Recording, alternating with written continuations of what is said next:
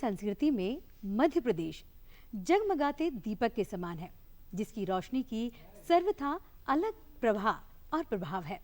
विभिन्न संस्कृतियों की अनेकता में एकता का जैसे गुलदस्ता है हमारा मध्य प्रदेश, जिसे प्रकृति ने राष्ट्र की वेदी पर जैसे अपने हाथों में सजा कर रखा हुआ है, जिसकी सतरंगी सौंदर्य और मनमोहक सुगंध चारों ओर फैल रही है। और जब पर्यटन स्थलों की विविधता की बात आती है तो मध्य प्रदेश देश के सर्वश्रेष्ठ राज्य के रूप में वर्णित किया जाता है। मध्य प्रदेश को बहुत सी चीजों की पेशकश के कारण भारत का दिल कहा जाता है। ये लगभग सभी धर्मों की सांस्कृतिक और आध्यात्मिक विरासत का घर रहा है। मध्य प्रदेश के विविध नैसर्गिक सुंदरता की तरह यहाँ की कला और संस्कृति अपनी एक अलग पहचान रखती है।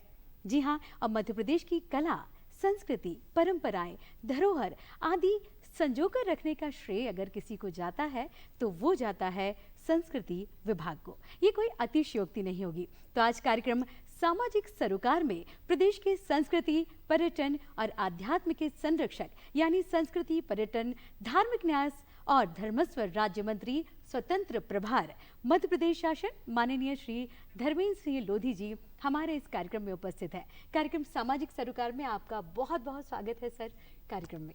नमस्कार जी, सबसे पहले तो आपको बहुत बहुत बधाई देना चाहूंगी क्योंकि आपके पास ऐसे विभागों का स्वतंत्र प्रभार है जहां संस्कृति, धर्म और आध्यात्म तीनों एक साथ हैं। तो हम आपसे जानना चाहेंगे कि आप धर्म, संस्कृति और आध्यात्म को किस तरह से देखते हैं? देखिए अपूर्वा जी, धर्म का अर्थ है जिसे धारण किया जा सके जी। तो जो हमारे जीवन मूल्य हैं उनको हम अपने जीवन में कैसे धारण करें, ये धर्म के माध्यम से हमको सीखने को मिलता है। धारयति इति धर्म, जो हम अपने जीवन में धारण करना चाहते हैं वही तो धर्म है। तो कहीं ना कहीं जो धर्म जो है हमको नैतिक मूल्यों की शिक्षा देता है। धर्म के बारे में जब हम बात करते हैं तो कहीं ना कहीं जीवन जीने की जो कला है जी। वो जीवन जीने की कला ये धर्म के माध्यम से हम सीखते हैं।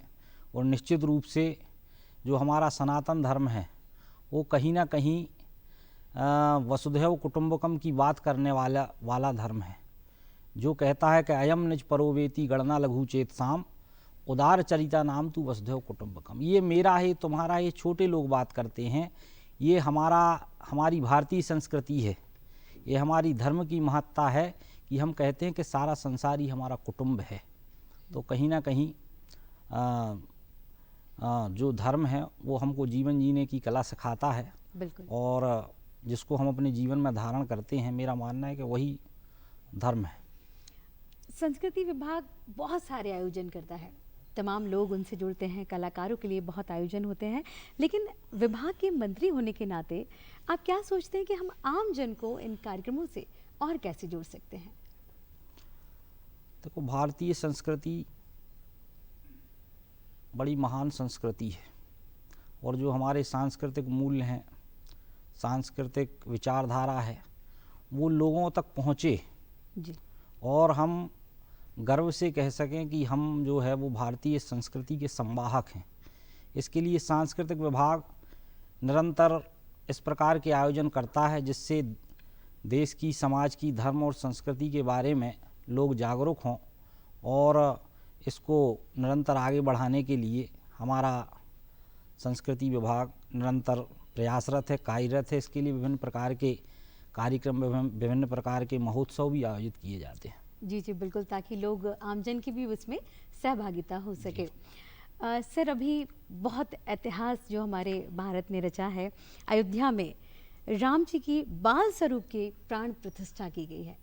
आप किस नज़रिए से इसका आकलन करते हैं, कैसे देखते हैं? निश्चित रूप से अयोध्या में जो भगवान राम के बाल स्वरूप की प्राण प्रतिष्ठा की गई वो वास्तव में अद्भुत और अविस्मरणीय क्षण था। देश के यशस्वी प्रधानमंत्री माननीय नरेंद्र मोदी जी की उपस्थिति में ये कार्यक्रम संपन्न हुआ और ये बड़ा संघर्षों के बाद ये दिन आया है। लगभग 500 साल का इसमें संघर्ष है, जिसमें लोगों की संकल्पना थी कि जहाँ भगवान राम पैदा हुए वहाँ भगवान राम के बाल स्वरूप की प्राण प्रतिष्ठा होना चाहिए। इसके लिए कई युद्ध भी हुए जी। और 4 लाख लोगों ने अपना बलिदान भी दिया। तो वास्तव में ये जो प्राण प्रतिष्ठा हुई है वो कहीं ना कहीं देश, समाज और राष्ट्र के लिए एक बहुत परिप्रेक्ष्य, बहुत अच्छा और बहुत सकारात्मक परिप्रेक्ष्य रहा है, क्योंकि राम इस देश की आत्मा है। राम इस देश के रग रग में समाये हुए हैं, कण कण में भगवान व्याप्त हैं। जैसे हम आपस में मिलते हैं तो कहते हैं भैया राम राम। जब कोई थका हारा व्यक्ति काम करते करते थक जाता है और उसके मुंह से भी जब निकलता है पसीना पोंछते हुए वो कहता है हे राम हम तो थक गए। जी। महात्मा गांधी के मुंह से भी हे राम निकला।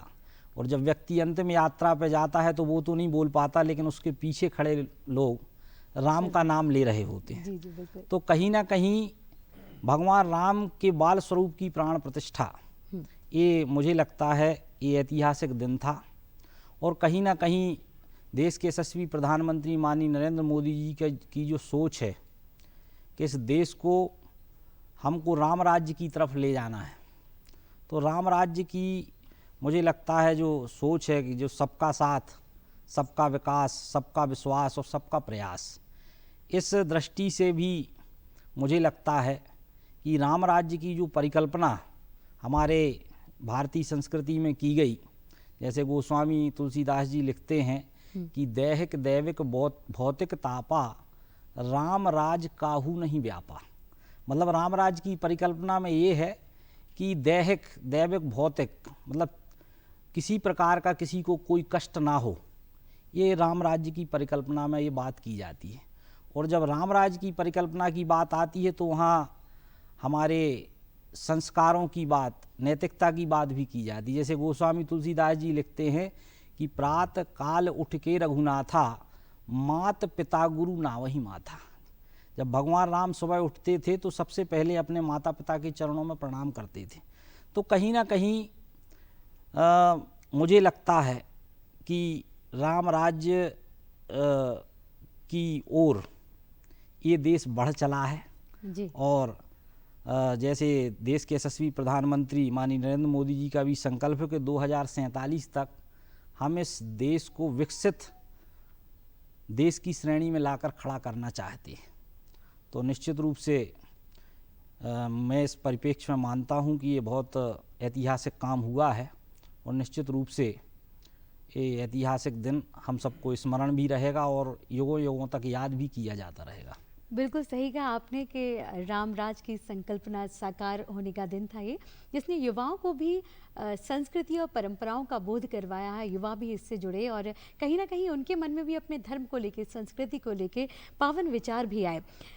लेकिन धर्म और संस्कृति को युवा अपने जीवन में कैसे उतारे, इसके लिए हम क्या प्रयास कर सकते हैं? इसके लिए प्रयास यही है कि हम अपने धर्म ग्रंथों का अध्ययन करें और केवल अध्ययन ना करें, क्योंकि कोई चीज़ आप पढ़ते हैं और उसको आप जीवन में नहीं उतारते तो मुझे लगता है कि वो धर्म ग्रंथ पढ़ने का कोई आपको फल नहीं। जैसे अभी मैंने बताया कि हमने रामायण पढ़ी, रामायण में पढ़ा कि प्रातः काल उठ के रघुनाथा मात पिता गुरु नावही माथा। बिल्कुल। तो ये केवल पढ़ने के लिए नहीं है जी। जब हम रामायण पढ़ के जाएं और अपने घर में अपने माता पिता का सम्मान करें, ये हमारे ग्रंथ सिखाते हैं।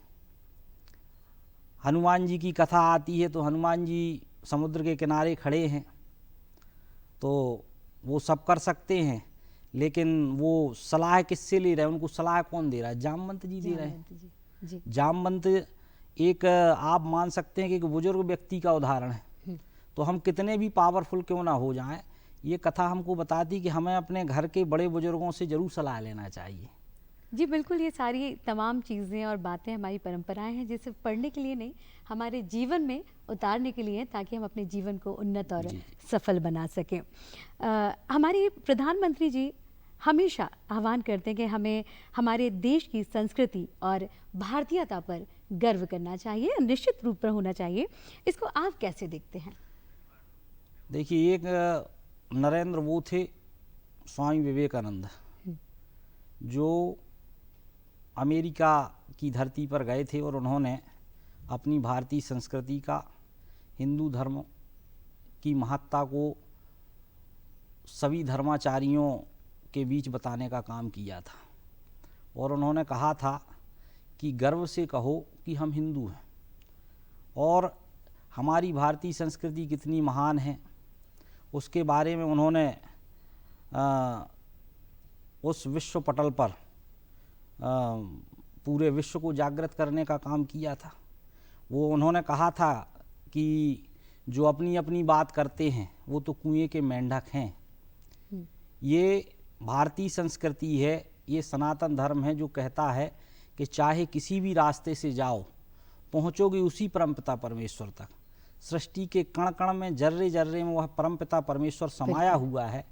ये उस समय स्वामी विवेकानंद जी, जिनका नाम भी नरेंद्र था, और आज हमारे देश के यशस्वी प्रधानमंत्री माननीय नरेंद्र मोदी जी भी सारे विश्व में एक, मुझे लगता है कि सारे विश्व के सबसे लोकप्रिय राजनेता के रूप में उभरे हैं, और उन्होंने भी भारत का नाम विश्व पटल पर आगे ले जाने का काम किया है।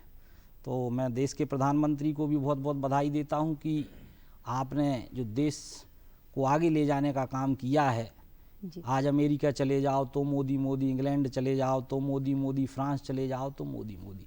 कहने का तात्पर्य ये कि मोदी जी का जो मंत्र है वो पूरे विश्व में गूंज रहा है।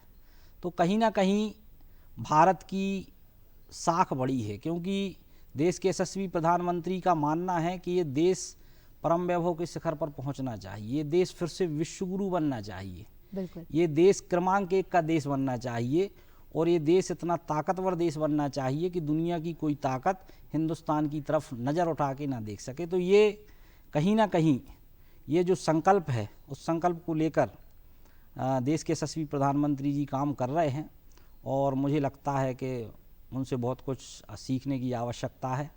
सारा विश्व आज माननीय मोदी जी को सुनने के लिए, उनके भारतीय संस्कृति को जानने के लिए उत्सुक हो रहा है। जी बिल्कुल, युवाओं के मन में, महिलाओं के मन में, या यूँ कहें हर वर्ग के मन में जो एक बात है वो समाहित हो चुकी है कि मोदी है तो मुमकिन है। अगर हम विभाग की योजनाओं की बात की जाए सर, तो अभी किस तरह की योजनाएं हमारे विभाग संचालित कर रहे हैं जो आगे के लिए? निश्चित रूप से, चूंकि अभी रामलला की प्राण प्रतिष्ठा के बाद ये देश राममय हुआ है, और संस्कृति विभाग ने उस समय बहुत से आयोजन भी किए, जिसमें 24-25 स्थानों पर रामलीलाओं के कार्यक्रम भी आयोजित किए गए। तो कहीं ना कहीं हमारे यशस्वी मुख्यमंत्री डॉक्टर मोहन यादव जी की भी मंशा है कि मध्य प्रदेश भी राममय हो। इसके लिए उन्होंने अभी चित्रकूट में एक बैठक ली, जिसमें राम वनगमन पथ पर काम शुरू करने की बात उन्होंने कही है, और ऐसे 23 स्थान चिन्हित किए गए हैं जिनका रामायण में उल्लेख आता है, जहां भगवान राम के चरण मध्य प्रदेश में पड़े हैं। जी। तो उन स्थानों को पर्यटन की दृष्टि से, संस्कृति की दृष्टि से विकसित करने का संकल्प डॉक्टर मोहन यादव जी की सरकार ने, भारतीय जनता पार्टी की सरकार ने लिया है। और हमारे माननीय मुख्यमंत्री जी का मानना है कि सबसे ज़्यादा, चूँकि भगवान राम चित्रकूट में उन्होंने सबसे ज़्यादा समय बिताया, तो चित्रकूट से शुरू करेंगे, और जो स्थान है उनको धीरे धीरे रोड कनेक्टिविटी भी करेंगे, आने वाले समय में एयर कनेक्टिविटी भी करेंगे, और ताकि वो राम गमन पथ जब बन के तैयार हो, तो जब व्यक्ति मध्य प्रदेश की धरती पर आए तो वो राममय होके जाए। और एक और ओरछा में राम राजा लोक बनाने की तैयारी शुरू हुई है, जी। और आने वाले समय में जैसे महाकाल लोक बना है, उसी तर्ज पर राम राजा लोक ओरछा में बनाने की तैयारी हो गई है और उस पर काम भी शुरू हो गया है। जी बिल्कुल, और जैसा कि कहा जाता है, आपने बताया कि सौंदर्यीकरण का काम चल रहा है, मंदिरों पर काम चल रहा है, और वैसे भी मध्य प्रदेश को सौंदर्य के तौर पर अगर देखा जाए तो कहते हैं कि जो लोग यहाँ के बसते हैं तो रम ही जाते हैं, इतना मनमोहक है। पर्यटन की दृष्टि कोण को भी लेकर बहुत सारे कार्य चल रहे हैं सर। क्या पर्यटन को बढ़ावा देने से रोजगार के क्षेत्र में युवाओं के लिए भी कुछ जो द्वार हैं वो खोलेंगे? निश्चित रूप से सांस्कृतिक और पर्यटन दोनों दृष्टि से मध्य प्रदेश बहुत समृद्ध है जी। और मध्य प्रदेश को जब पर्यटन के क्षेत्र में धीरे धीरे सरकार बढ़ावा दे रही है और आने वाले समय में पर्यटन के क्षेत्र में काम होगा, और जब पर्यटन के क्षेत्र में कोई काम होता है तो निश्चित रूप से रोजगार की संभावनाएं बढ़ती हैं, क्योंकि जो पर्यटन क्षेत्र बनते हैं वहाँ होटल्स भी खुलती हैं, वहाँ के आसपास के गांव के लोगों को भी रोज़गार मिलता है, बाहर से जो सैलानी घूमने आते हैं, तो कहीं ना कहीं पर्यटन को रोज़गार से जोड़ने की असीम संभावनाएं हैं और इस पर सरकार निरंतर काम कर रही है। और आने वाले समय में एक अच्छी रचना योजना आपको पर्यटन को रोज़गार से जोड़ने के लिए निश्चित रूप से देखने को मिलेगी। जी बिल्कुल, काफ़ी युवा हैं जो संस्कृति से, पर्यटन से निरंतर जुड़ते जा रहे हैं और अपने भविष्य का निर्माण भी वो इसमें देख रहे हैं, अपना आने वाला कल भी देख रहे हैं। बहुत सारी ऐसी चीज़ें हैं। अगर महिलाओं की बात की जाए सर, या अभी जो हम उनके लिए भी कोई योजना या संस्कृति में कुछ विशेष योजना को लेकर? सांस्कृतिक कार्यक्रमों जो होते हैं भारतीय संस्कृति में महिलाओं का बड़ा महत्व है। हमने जो परिकल्पना की यत्र नार्यस्तु पूजन्ते रमन्ते तत्र देवता, ये हमारी भारतीय संस्कृति की विशेषता है, जिसमें हम कहते हैं कि जहाँ नारियों की पूजा होती है वहाँ देवता निवास करते हैं। तो भारतीय संस्कृति नारियों के बिना अधूरी है। तो जो सांस्कृतिक विभाग के कार्यक्रम होते हैं उसमें अपन प्रयास करते हैं कि अधिकतम महिलाओं का उसमें सहभाग हो, और निश्चित रूप से इस क्षेत्र में संस्कृति विभाग बहुत अच्छे कदम भी उठा रहा है और आने वाले समय में इसके लिए विशेष योजना बना के भी काम करने की इच्छा है। जी बिल्कुल।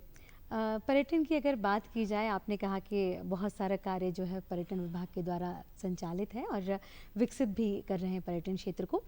ऐसी कई जगहें हैं सर जहां ऐतिहासिक दृष्टिकोण से देखा जाए तो प्रचलित हैं, लेकिन पर्यटन के स्तर पर वहाँ भी कार्य जो है प्रारंभ नहीं हुआ है। क्या भविष्य में ऐसी कोई योजना है कि हम उनको विकसित करने के रास्ते पर चलेंगे? बिल्कुल, निश्चित रूप से सारे स्थानों को चिन्हित करके भविष्य में सारे जो ऐतिहासिक स्थान हैं उनको जोड़कर पर्यटन की दृष्टि से आगे बढ़ाने का काम किया भी जा रहा है, और आने वाले समय में और योजनाएं बनाकर कैसे अच्छा किया जा सकता है इस पर आने वाले समय में योजना बनेगी। और निश्चित रूप से पर्यटन के क्षेत्र में मध्य प्रदेश को क्रमांक 1 का प्रदेश बनाने के लिए हम सब संकल्पित हैं।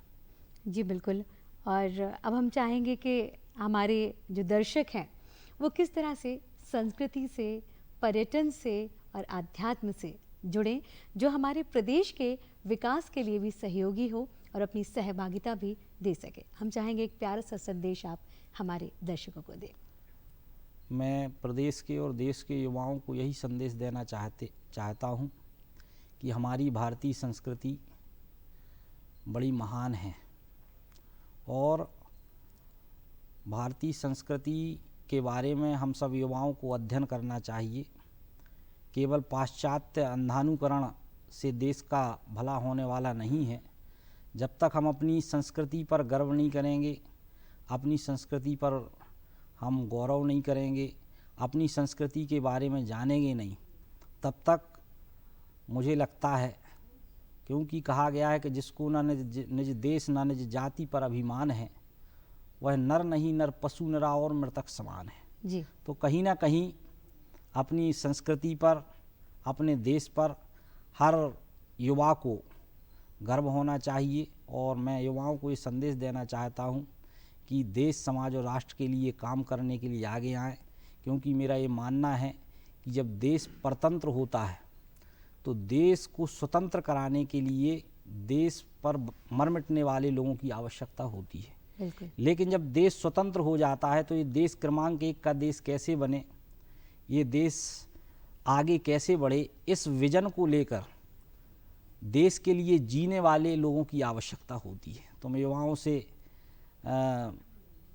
को ये संदेश देना चाहता हूँ कि देश, समाज और राष्ट्र का चिंतन करते हुए आप सब लोग आगे बढ़ें और अपनी भारतीय संस्कृति पर, अपने सनातन धर्म पर गर्व महसूस करें। बहुत बहुत धन्यवाद जी।